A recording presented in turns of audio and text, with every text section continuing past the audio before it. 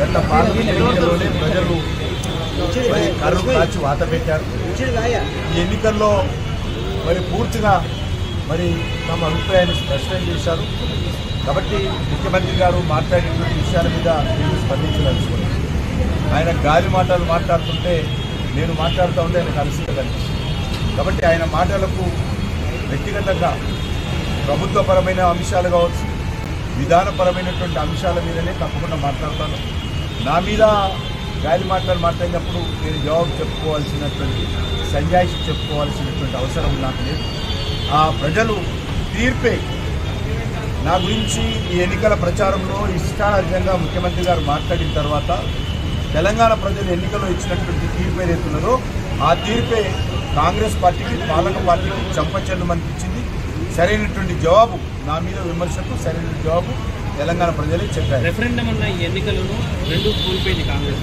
ఈ మేధావులు ఇచ్చిన తీర్పు ఖచ్చితంగా కాంగ్రెస్ ప్లీజ్ తెలంగాణ ప్రజలకు ఇచ్చినటువంటి హామీ అది రైతులకు మరి ఎకరాకు 15,000 ఇచ్చేటువంటి కార్యక్రమం కానీ, కౌలు రైతులకు కానీ, రైతు కూలీలకు కానీ, నిరుద్యోగ యువతకు నెలకు 4,000 ఇచ్చేటువంటి నిరుద్యోగ వృత్తి కానీ, తెలంగాణ ఆడబిడ్డలందరికీ ఇవ్వాల్సినటువంటి 2,500 రూపాయలు కానీ, దళిత కుటుంబాలకు ఇవ్వాల్సినటువంటి 12 లక్షల రూపాయలు కానీ, లేక ఆడబిడ్డలకు ఇవ్వాల్సినటువంటి స్కూటీ మోటార్ సైకిల్ కానీ ఏవైతే హామీలు ఇచ్చారో ఇప్పటికైనా హామీలు అమలు చేసే దిశగా ఉండాల్సిందిగా నేను తెలంగాణ ప్రజానీకం తరఫున డిమాండ్ చేస్తా ఉన్నాను.